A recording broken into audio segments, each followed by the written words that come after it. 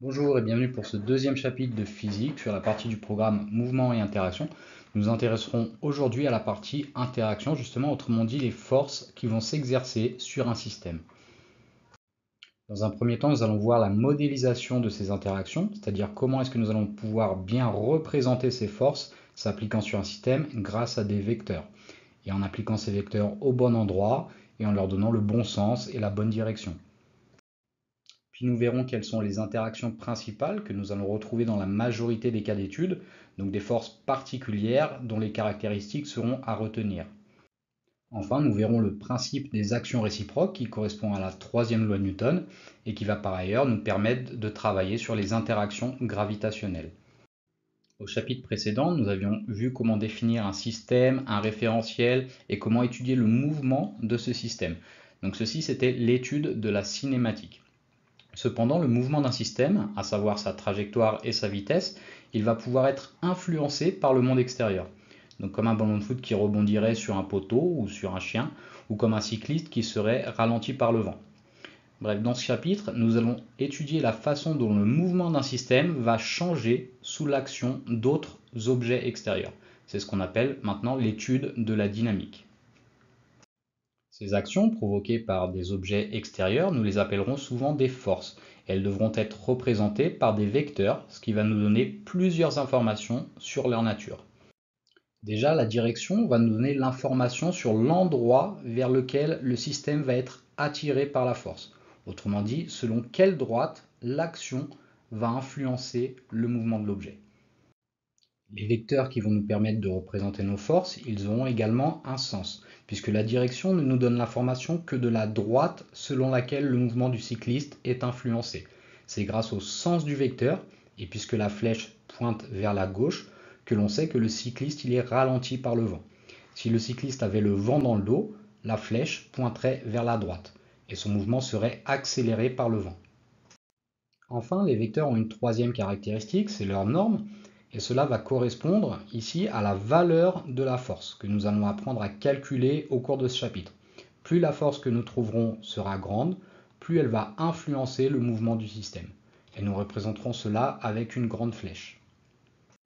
En revanche, si on calcule une petite norme pour le vecteur, cela signifie que le mouvement du cycliste n'est pas beaucoup influencé par le vent. Et nous représenterons alors l'action avec un petit vecteur. Nous avons donc parlé des vecteurs et du fait que l'on doit bien faire attention à leur direction, à leur sens et à leurs normes lorsque nous allons les dessiner. Mais il reste une information essentielle pour pouvoir bien modéliser une action qui s'exerce sur un système, ou pour pouvoir représenter une force, comme on dirait plus simplement, c'est le point d'application du vecteur. D'où est-ce que doit partir ce vecteur? Je n'ai pas fait démarrer mes vecteurs au hasard ici, il existe une règle. Et pour bien comprendre cette règle, il faut savoir qu'il existe deux types d'actions différentes. La première catégorie, ça s'appelle les actions de contact. Par exemple, ici, nous avons le pied d'un rugbyman qui va exercer une force sur le ballon. Et bien, lorsque nous allons représenter la force exercée par le pied sur le ballon, nous allons impérativement devoir faire partir notre vecteur au niveau du contact entre le pied et le ballon. Cette force, nous pourrons d'ailleurs l'appeler F de P sur B, pour la force exercée par le pied sur le ballon. À présent, l'autre type d'action que l'on peut retrouver, ce sont les actions qui s'exercent à distance. Pour ce second type de force, elles devront impérativement s'appliquer sur le centre d'inertie du système qui est influencé. Par exemple, ici, la bille est attirée par l'aimant. Nous dessinerons donc le vecteur en le faisant partir du centre d'inertie de la bille, c'est-à-dire là où l'on considère que la masse de la bille est concentrée. Et nous pourrons ici par exemple noter ce vecteur F de A sur B pour la force qu'exerce l'aimant sur la bille. Nous avons donc toutes les informations nécessaires pour bien démarrer ce chapitre et représenter correctement les forces. Je vous rappelle que nous étudions ici à gauche le système ballon et à droite le système bille. Donc au cours de ce chapitre, les vecteurs que nous allons dessiner, ils vont représenter les forces extérieures qui s'appliquent sur le système que l'on étudie. Nous allons à présent représenter les actions principales que vous retrouverez souvent au cours de vos exercices en classe de seconde. Nous allons commencer par une action à distance que l'on appelle le poids. Donc les vecteurs représentant ces forces particulières, comme le poids, ils auront souvent leurs propres lettres. Ils ne seront pas notés avec un F et des indices comme la force exercée par l'aimant sur la bille que nous notions F de A sur B. Le poids, par exemple, il sera toujours représenté par un vecteur P. Et cette force que l'on appelle le poids, c'est la force qu'exerce un astre sur un système qui se trouve à sa surface. Ici, le poids de l'homme, c'est la force qu'exerce la Terre sur l'homme. L'homme, il est en effet attiré par le centre de la Terre, et on dessine donc un vecteur P qui part du centre d'inertie de l'homme et qui va vers le centre de la Terre. Dans vos exercices, le poids, il est toujours présent, même si on ne le représente pas systématiquement la Terre. On peut étudier le mouvement d'un homme dans une salle, par exemple, et dans ce cas-là, on dessinera simplement une ligne pour le sol. Mais il faudra bien garder à l'esprit que le poids, il est bien présent, même si la Terre, elle n'est pas forcément dessinée. Et la direction du vecteur qui doit représenter cette force, elle sera verticale, puisque le vecteur, il doit suivre une droite qui passe par le centre d'inertie du système, ici l'homme, et le centre de la Terre. Le vecteur P, il devra pointer vers le bas, puisque cette force, elle attire l'homme vers le centre de la Terre. Et enfin, la valeur de cette force, que nous représenterons par la norme du vecteur, elle peut être calculée avec la relation suivante, P est égal à M fois G.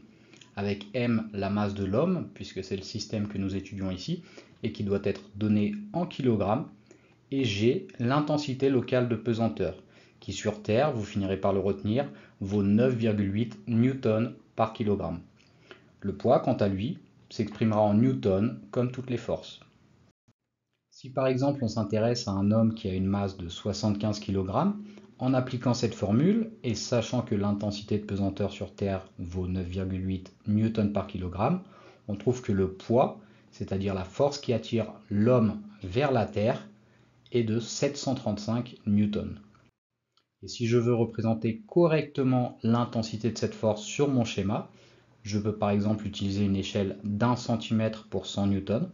Et alors je devrais dessiner un vecteur qui a pour longueur 7,35 cm. Maintenant, si je souhaite représenter le poids qu'exerce la Lune sur un astronaute, je vais également dessiner une flèche verticale qui part du centre d'inertie de l'astronaute et qui va vers le bas, puisqu'il s'agit de la force qui entraîne mon astronaute vers le centre de l'astre, et en l'occurrence ici la Lune. Et si je calcule à présent la valeur de cette force, le poids de l'astronaute sur la Lune, je multiplie la masse de mon astronaute, qui est de 120 kg en comptant la combinaison, par l'intensité de pesanteur sur la Lune, qui elle n'est que de 1,6. Et on trouve finalement, cette fois-ci, une force P de 192 newtons. Et donc si on souhaite représenter correctement l'intensité de cette force sur le schéma, en reprenant la même échelle de 1 cm pour 100 newtons, on va alors tracer un vecteur qui mesure un tout petit peu moins de 2 cm. Donc pour conclure, et nous le voyons bien sur nos deux schémas où nous avons utilisé la même échelle, on peut dire que le poids de l'homme sur Terre, il est supérieur au poids de l'astronaute sur la Lune. Autrement dit, la force qu'exerce la Terre sur l'homme, elle est supérieure à la force qu'exerce la Lune sur l'astronaute. Retenez donc bien que le poids est une force qui s'exprimera en newtons et ne la confondez surtout pas avec la masse qui est une quantité qui doit s'exprimer dans cette formule-ci en kilogrammes.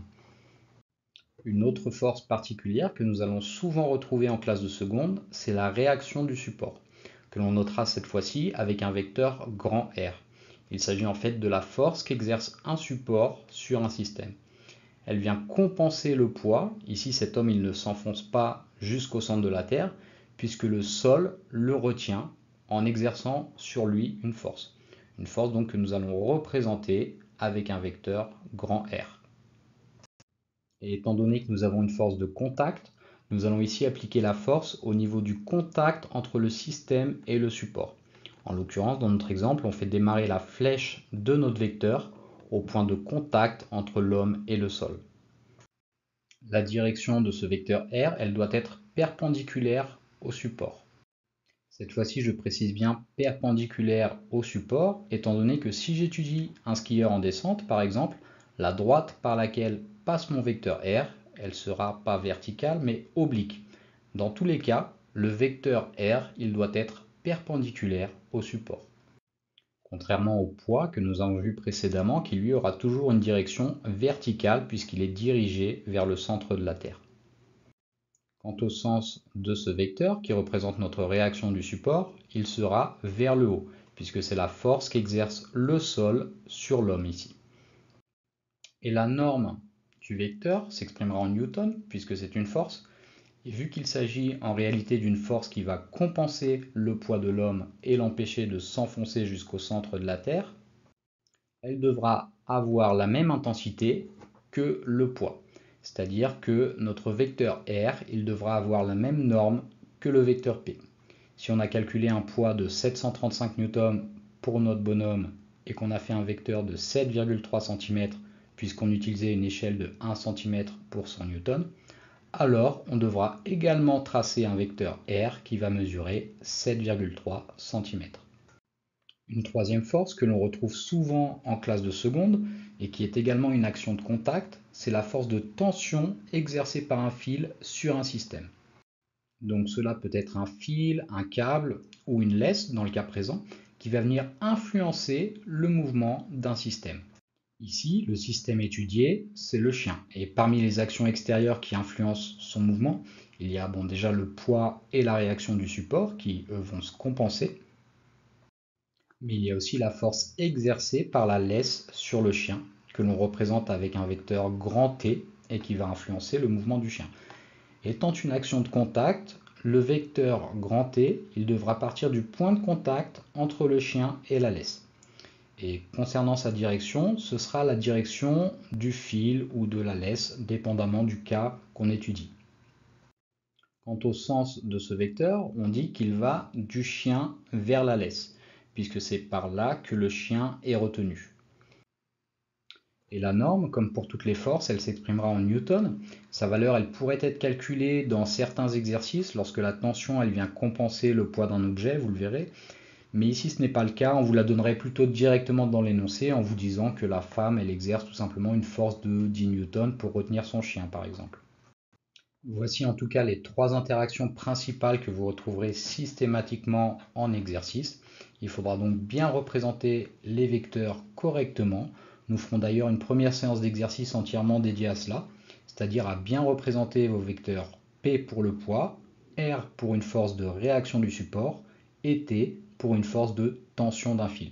Et commencez également à retenir par cœur cette formule permettant de calculer le poids. P est égal à mg. Une quatrième action un petit peu plus spécifique que vous retrouverez plus rarement, mais que vous pouvez trouver quand même, c'est la poussée d'Archimède. Il s'agit cette fois de la force exercée par un fluide sur un objet immergé. Ici, comme il s'agit d'une action à distance, elle va s'appliquer sur le centre de poussée du système immergé. Par exemple ici, un bateau. Nous aurons une direction verticale pour notre vecteur PA qui représente la poussée d'Archimède. Le sens de ce vecteur est vers le haut, puisqu'il s'agit d'une force qui empêche le bateau de s'enfoncer au fond de l'océan et qui le retient à la surface. Enfin, la valeur de la poussée d'Archimède, elle s'exprimera en newton, comme l'ensemble des forces, et elle dépendra de la masse volumique du fluide dans lequel se trouve le système, du volume du bateau qui se trouve sous l'eau, du volume immergé, et de l'intensité de pesanteur. Cette formule n'est pas à retenir par cœur, elle vous sera probablement rappelée si vous avez un exercice sur la poussée d'Archimède. Voyons tout de même un petit exemple d'application numérique. Avec un bateau dont le volume se trouvant sous l'eau serait de 10 mètres cubes, la masse volumique de l'eau étant de 1 g par millilitre, elle doit être ici convertie en kg par mètre cube pour que le résultat trouvé soit bien en newton, ce qui nous donne 1000 kg par mètre cube pour la masse volumique de l'eau. Et finalement, la poussée d'Archimède, qui va s'exercer sur mon bateau, elle aura une valeur de 98 000 newtons, ou bien 98 kN, étant donné que nous sommes sur Terre et que l'intensité de pesanteur, elle vaut 9,8 newtons par kilogramme. Voilà en ce qui concerne la poussée d'Archimède, que vous ne risquez pas de retrouver souvent dans les exercices, mais dont je voulais tout de même vous parler, puisque c'est également une force particulière que l'on représente d'ailleurs avec un vecteur PA. Par contre, des forces dont vous pouvez entendre plus souvent parler dans les exercices, ce sont les forces de frottement qui sont représentées par des vecteurs petit f. Et la spécificité de ces forces, c'est qu'elle n'influence finalement que très peu le mouvement des systèmes. Donc par conséquent, dans les exercices, nous aurons tendance à les négliger, donc à ne pas faire de calcul avec.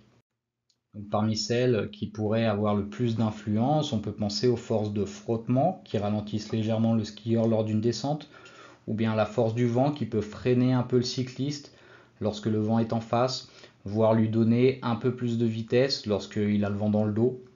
En tout cas, ces forces de frottement, elles sont considérées comme des forces de contact. Donc si vous êtes amené à les représenter, il faudra les appliquer au niveau du contact entre les skis et la piste, dans le cas du skieur, et au niveau du contact entre le vent et le vélo pour le cycliste.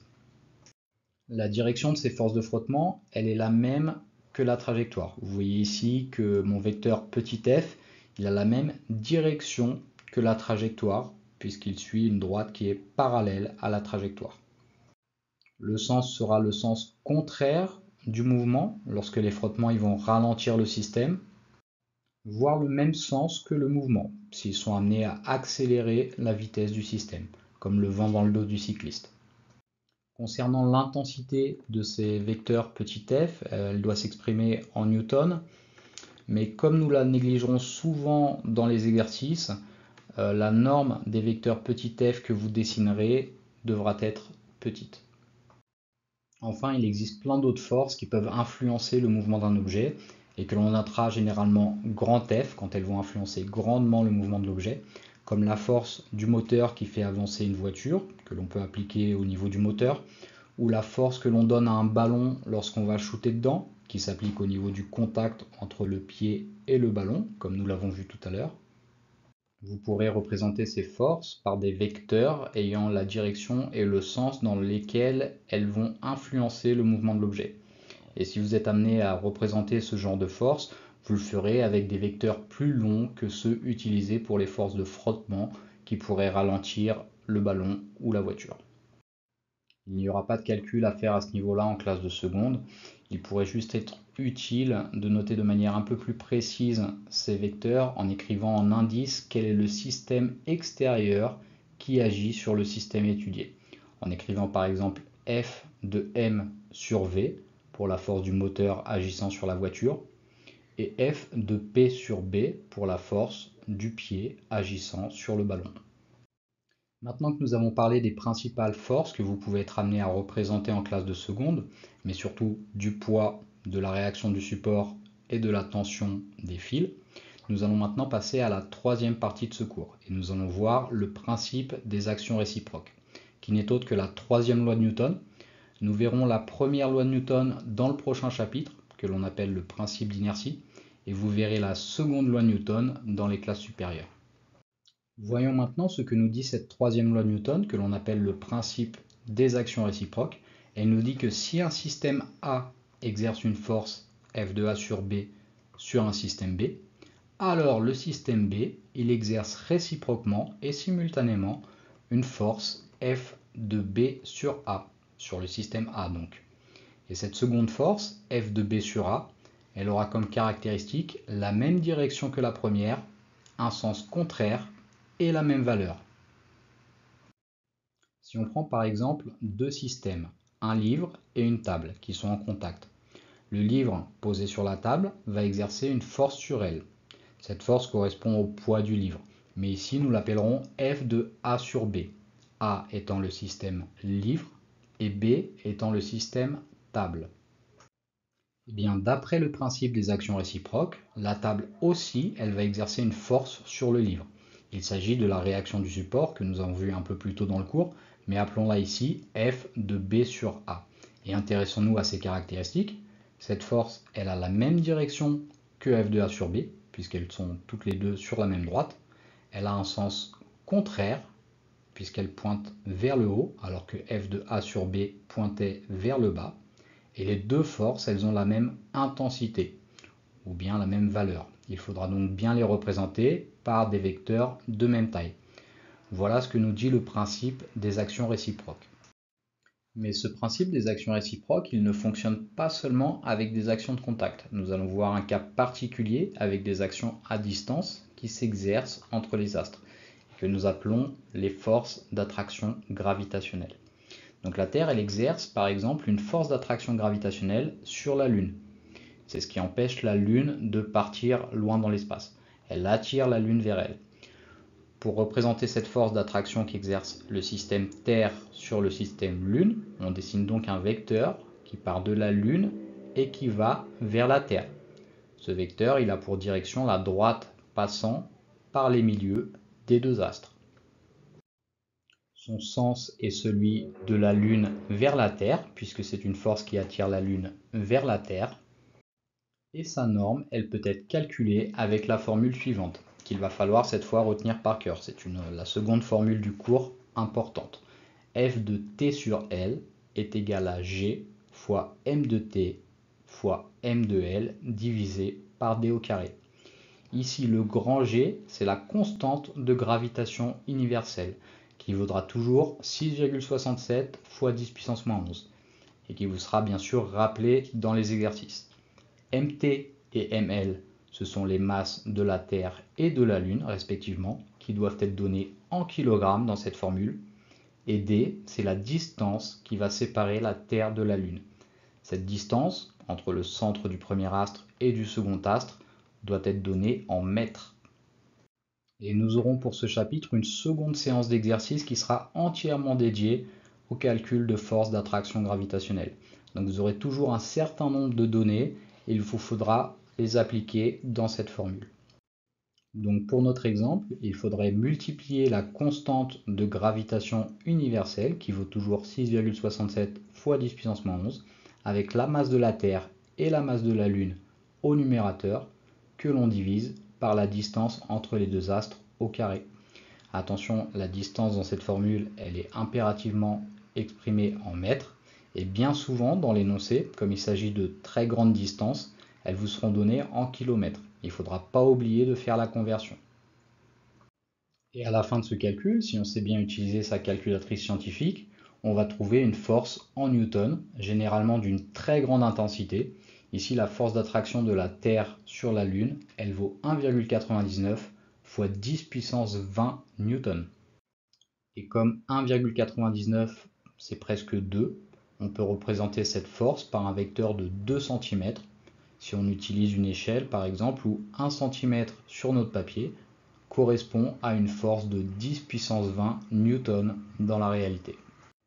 S'il n'existait que la force de la Terre qui attire la Lune, alors la Lune elle viendrait s'écraser sur la Terre. Et ce n'est pas le cas. Ainsi, d'après le principe des actions réciproques, la Lune elle va également exercer une force gravitationnelle sur la Terre en compensation. Cette force elle aura la même direction, elle sera donc sur la même droite. Son sens sera le sens contraire. La force qu'exerce la Lune sur la Terre, elle part donc de la Terre et elle va vers la Lune. Et son intensité, nous pourrions de nouveau la calculer en utilisant la formule de l'attraction gravitationnelle, mais c'est inutile puisque le principe des actions réciproques nous dit qu'elle est égale à la force exercée par la Terre sur la Lune. Ainsi, on sait directement qu'elle vaut 1,99 fois 10 puissance 20 newtons. Et si on veut représenter cette force sur notre schéma, on doit le faire avec un vecteur qui a la même taille, à savoir 2 cm. Il vous faudra donc pour ce chapitre bien retenir cette formule permettant de calculer les forces d'attraction gravitationnelle et vous entraîner à calculer ces forces avec de nombreux exercices. Voilà qui termine ce chapitre sur la modélisation d'actions exercées sur des systèmes. Et j'aimerais tout de même terminer ce cours par une petite question qui serait de trouver l'unité de la constante de gravitation universelle, grand G. Pour cela, nous allons procéder à ce que l'on appelle une analyse dimensionnelle. Donc en physique-chimie, jusque maintenant, vous avez vu plusieurs formules, comme la masse volumique, qui s'exprime généralement en grammes par millilitre, ou la vitesse, qui peut s'exprimer en mètres par seconde. Et si on regarde les unités qui se trouvent des deux côtés du signe égal, on retrouve à gauche gramme fois millilitre moins 1, et à droite gramme divisé par millilitre, concernant la masse volumique.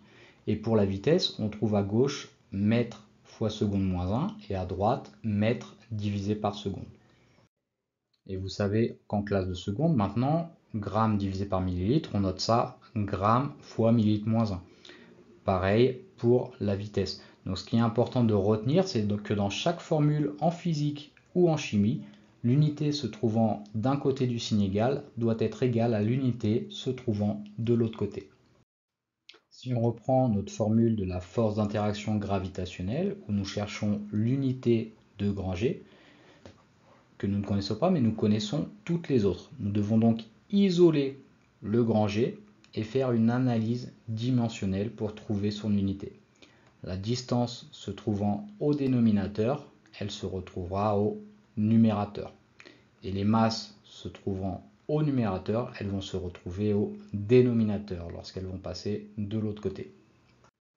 On peut donc commencer à chercher l'unité de grand G. On a donc en haut des newtons multipliés par des mètres au carré, car la distance est en mètres et qu'elle est au carré dans la formule. Et en bas, nous avons une masse en kilogrammes multipliée par une autre. Nous aurons donc des kilogrammes au carré au dénominateur.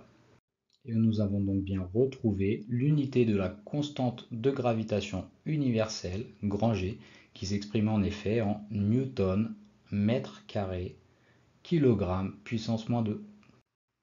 On aurait pu faire cet exercice avec la formule de la poussée d'Archimède dont nous avions parlé précédemment, en essayant de trouver en quelle unité doit être exprimée la masse volumique. Alors ici, nous aurions dû isoler la masse volumique, ρ. Il faut donc passer le V et le petit g de l'autre côté. Puisqu'ils étaient en haut, ils vont se retrouver en bas, au dénominateur. À ce moment-là, nous savons que le ρ, il doit s'exprimer donc en newton, puisque la poussée d'Archimède s'exprime en newton, divisé par des mètres cubes, puisque le volume est en mètres cubes, fois des newtons, fois des kilogrammes moins 1, puisque ceci est l'unité de l'intensité de pesanteur petit g. Donc ici, les newtons s'annulent et il nous reste au dénominateur des mètres cubes et des kilogrammes puissance moins 1. Ce que l'on pourrait également noter comme ça, 1 sur des kilogrammes moins 1 fois 1 sur des mètres cubes. Et en classe de seconde, vous savez que 1 sur des kilogrammes moins 1, cela donne des kilogrammes. Et 1 sur des mètres cubes, cela va donner des mètres puissance moins 3. C'est pour cela que notre masse volumique, elle doit être donnée en kilogrammes fois mètre puissance moins 3. Autrement dit, des kilogrammes par mètre cube. Voilà qui conclut notre chapitre sur la modélisation des actions sur un système. Je vous propose une première séance d'exercice au cours de laquelle nous allons apprendre à bien représenter les vecteurs représentant des forces et une seconde séance d'exercice où nous allons plus calculer des forces d'interaction gravitationnelle. Concernant les analyses dimensionnelles que nous venons de faire, ce sont des choses que vous devez commencer à être capable de faire en classe de seconde, notamment pour vérifier les unités que vous devez employer dans vos formules. Et vous allez commencer à avoir des questions là-dessus au cours des exercices. Et vous en retrouverez d'ailleurs dans notre seconde séance d'exercice.